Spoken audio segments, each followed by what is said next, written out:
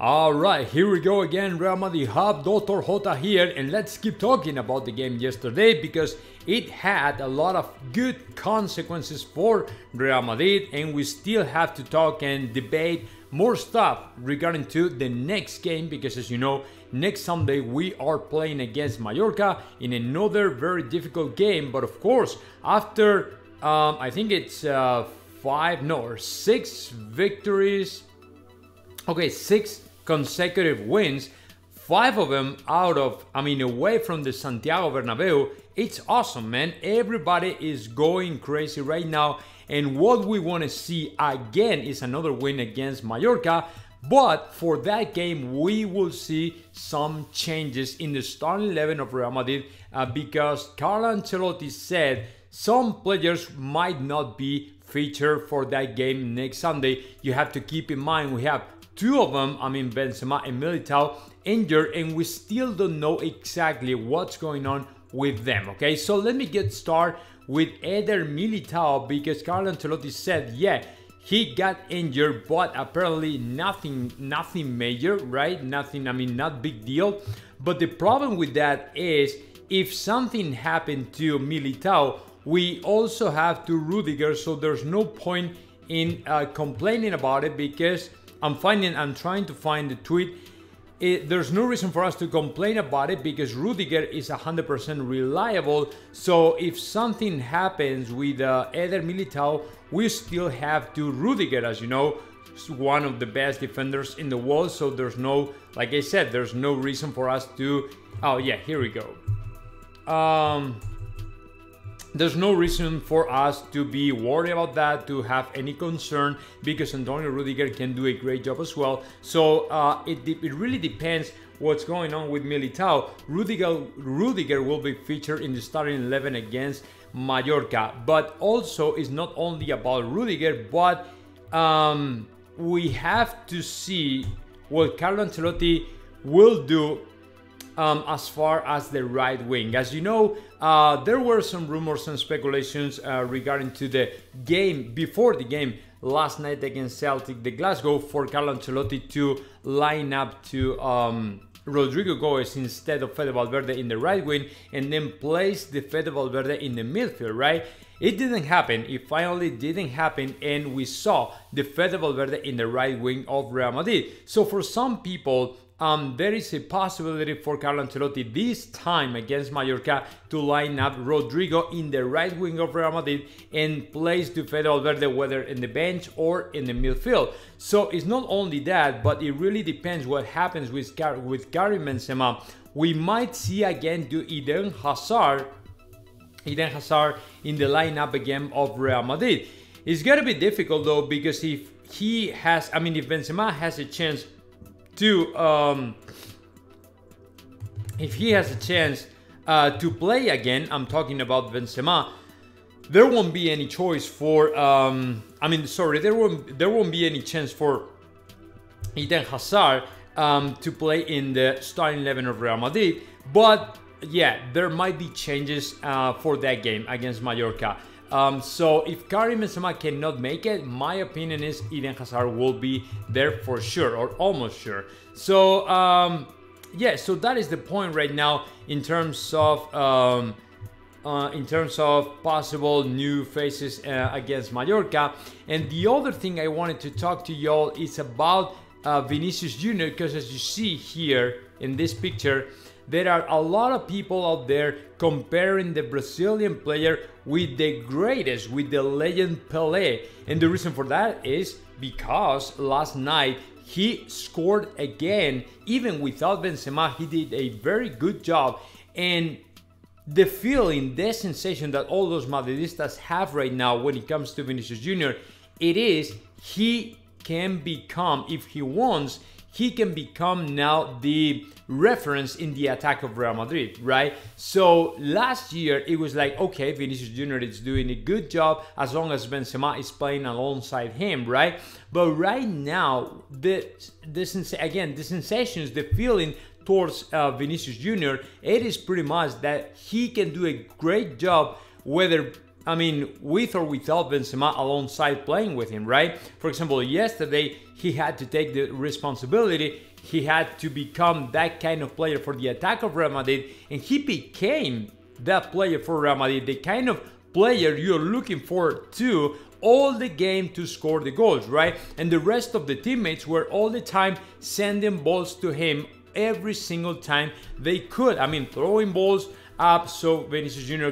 could figure it out and score goals or create chances or something like that, right? So that is the point. So for Vinicius Jr. right now, it is a good thing because he's becoming an even better player than we thought. And to me, there's no question, there's no doubt about the player will be in the next top 3, in the next top world-class players 3, next top 3, next top 3 for the Ballon d'Or. So to me, he will become a greater player than ever thought within the Madridismo, right? So yeah, I'm pretty sure he can become another Pelé, and if he keeps working this way, he can become a great player. Absolutely. I mean, I'm not quite sure though if he will become another, Pelé, Cristiano or something like that, because his position in the left wing is a little bit different to, for example, Erling Haaland or Cristiano Ronaldo, Leo Messi. But as a winger, my opinion is he can achieve a lot of things that we've never seen before in Real Madrid when it comes to wingers, right? So let's see. We will have to wait a little bit more because it's not easy, right? It's not an easy one though. But to me, Vinicius Jr., I have the same hype with him that all those Madridistas out there.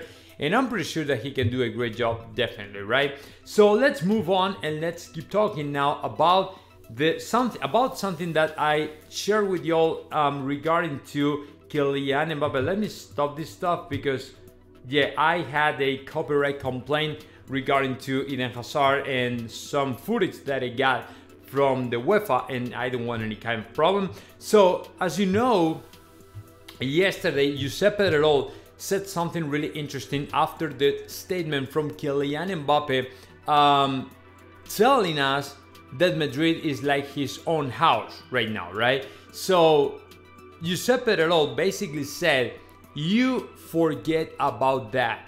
And my point here, every time Giuseppe Real said something about what's going on within Real Madrid, what is the opinion of the board members of Real Madrid, what is the opinion of Florentino Perez regarding something, it is because he knows something from Florentino Perez, right? He gets all the information out of Florentino Perez or Jose Angel Sanchez. So if Giuseppe Real in the last show, he said Kylian Mbappe should forget everything about Real Madrid because Real Madrid has forgotten him, it is because that is the thought, that is the opinion from Florentino Perez. So we have to keep in mind, if Giuseppe Real said, man, forget it, it has to be from Florentino Perez, right? So that is my deduction, right? So that is my opinion, that's what I'm thinking, because I really know Florentino Perez and I really know the Giuseppe Real, and I know that these guys are very good friends, and all the things that he says, it is because it is coming out from Florentino Perez.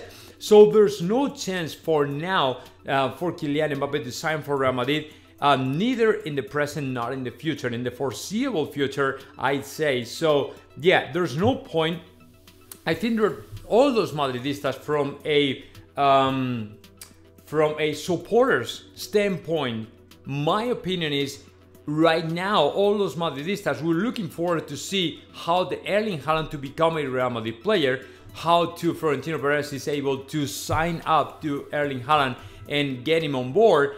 But when it comes to Mbappe, I don't have that feeling, I don't have that sensation, I do not have the opinion that he might join Real Madrid in the future, because right now all those Madridistas, we do think he's still a very good player, but I don't think that we are looking forward to see Kylian Mbappe playing for Real Madrid at any time soon. So, I mean, I might be wrong, and of course, if in the future something changes and Kylian Mbappe really wants to play for Real Madrid and he proves everyone that he really wants to play for Real Madrid and he does something really special so for us to change our mind or something like that, then we might change our mind and say, yeah, this guy really can end playing for Real Madrid. But I mean, otherwise, he doesn't have any chance to play in Real Madrid. So let's see what happens. Let's see how Florentino Perez manages all this situation. And well, I'll keep you posted whatever it happens. But for now,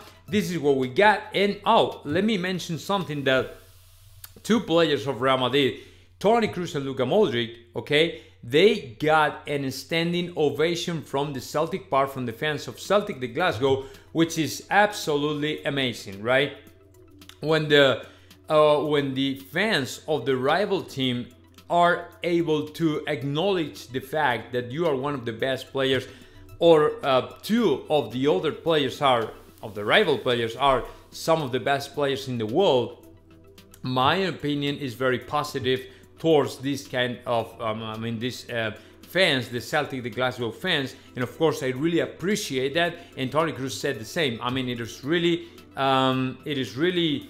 cool. The rival supporters support you or applaud you or whatever, or conceding and standing ovation to you. That's great. So that's great. So yeah, that is the only thing I wanted to mention before we go, and I will keep you posted whatever happens, guys. Now keep following in my channel, subscribe, and of course stay tuned in the channel. Whatever thing I have, news or something, I'll keep you posted.